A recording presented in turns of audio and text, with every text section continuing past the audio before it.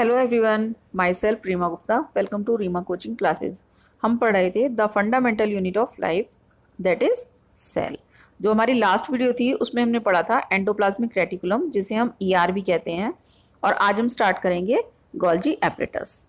तो जो Golgi apparatus होता है उसको हम गोल्जी कॉम्प्लेक्स भी कहते हैं और इसे हम गोल्जी बॉडी भी कहते हैं। यानी कि इसको हम तीन नामों से जानते हैं: गोल्जी एपरेटस, गोल्जी कॉम्प्लेक्स और गोल्जी बॉडीज।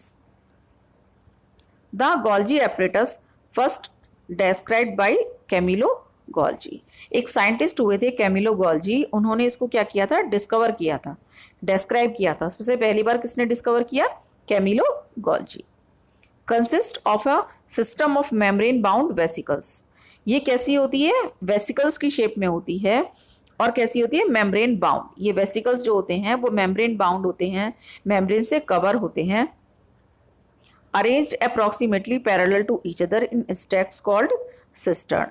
और ये जो वेसिकल्स होते हैं ये कैसे होते हैं? एक दूसरे के पैरेलल अरेंज्ड होते हैं। किसकी फॉर्म में? स्टैक्स की फॉर्म में। और इन स्टैक्स को क्या बोलते हैं? सिस्टर्न्स। सपोज आपके पास कॉइन्स हैं और आप कॉइन्स को इस तरह से अरेंज कर दें पैरेलल, और यदि गोल्जी बॉडीज इस तरह से अरेंज हैं तो उसको बोल देते हैं हम सिस्टर्न्स। These membranes often have connection with the membranes of ER। कभी कभी क्या होता है कि जो आपकी गोल्जी एपरेटस की मेम्ब्रेन होती है वो किससे कनेक्ट होती है? ER मेम्ब्रेन से। Therefore constitute another portion of a complex cellular membrane system। ये जो गोल्जी एपरेटस होता है ये हमारी सेल वॉल बनाने में भी हेल्प करता है। और क्या करता है सेल में? सेल मेम्ब्रेन, प्लाज्मा मेम्ब्रेन को बनाने में भी हेल्प करता है। अब मैं क्या करती हूँ, मैं आपको एक डायग्राम दिखाती हूँ गोल्जी बॉडीज का, जिसको देख के आपको इजीली क्लियर होगा कि गोल्जी बॉडीज दिखती कैसी हैं। तो गोल्जी बॉडीज जो होती हैं उनके टू फेसेस होते हैं, सिस फेस और ट्रांस फेस। अब जो आपकी एनिमल सेल होती हैं उसमें क्या होता है? ये एक नेटवर्क के रूप में फाउंड की जाती हैं। यानी कि जो आपका गोल्जी एपरेटस है वो एक नेटवर्क के रूप में होता है। और क्या होता है? न्यूक्लियस के पास होता है। यानी कि जो इसका सिस फेज है वो कहाँ है? वो है न्यूक्लियस के पास। यानी न्यूक्लियस से सपोज यहाँ प्रोटीन गया, यहाँ पर क्या हुआ? ये मॉडिफाइड हुआ, पैकेजिंग हुई इसकी, और यहाँ ट्रांसफेज से इसको बाहर निकाल दिया गया। ये हो गई इसकी आउटगोइंग। क्लियर है आपको? यानी सिस फेज से कोई चीज़ अंदर जाएगी और ट्रांसफेज से बाहर जाएगी। और क्या बताया मैंने आपको कि इसकी तीन शेप्स हो गई। पहली शेप होगी इसकी वेसिकल्स, दूसरी होगी इसकी सिस्टर्ने, ठीक है, और तीसरी क्या होगी इसकी? वैक्यूल्स। ठीक है।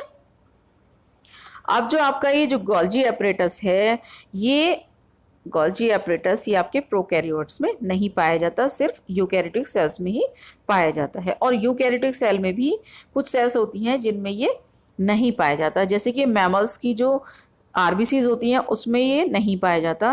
और आपके ब्रायोफाइट्स की सीड सेल्स यानी स्पर्म सेल में ये नहीं पाया जाता। ठीक है, आपको डायग्राम क्लियर है?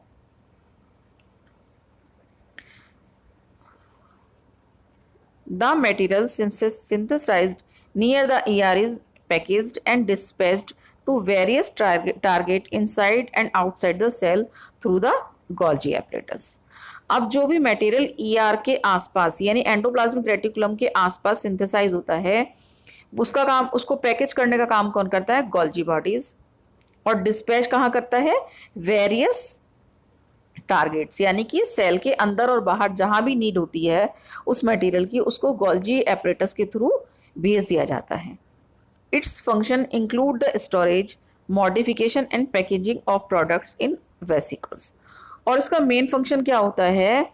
स्टोर करना मटेरियल को, मॉडिफाई करना, पैकेजिंग करना और इसका सिक्रीशन कर देना, किसी भी प्रोडक्ट का सिक्रीशन कर देना। ये काम कौन करता है? ये काम करता है आपका Golgi apparatus. Complex sugar may be made by simple sugar in the Golgi apparatus। Golgi apparatus का एक और काम क्या होता है? सिंपल शुगर को कॉम्प्लेक्स शुगर में कन्वर्ट करना। The Golgi apparatus is also involved into the formation of lysosomes। Lysosomes को बनाने में भी किसकी मदद ली जाती है?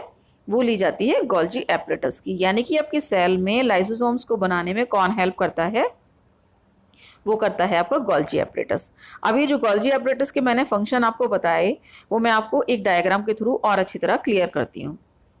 ये आपके डायग्राम है, ये है आपकी सिंपल मॉलिक्यूल्स, ठीक है।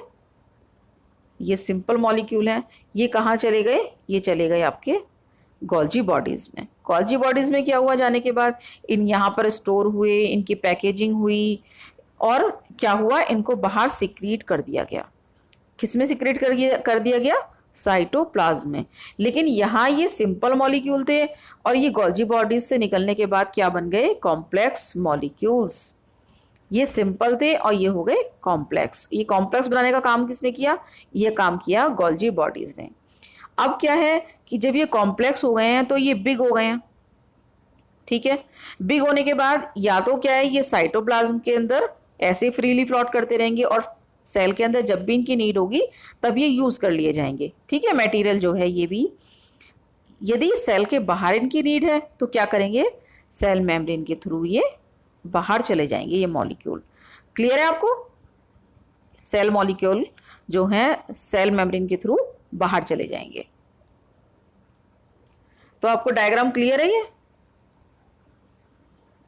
तो आज हमने आपको पढ़ाया गोल्जी एपरेटस। यदि आपको इसमें कोई भी क्वेरी है तो आप मेरे कमेंट सेक्शन में जाके मुझसे वो क्वेरीज सॉल्व करा सकते हैं। मैं अगली वीडियो में उनको आपको बता दूंगी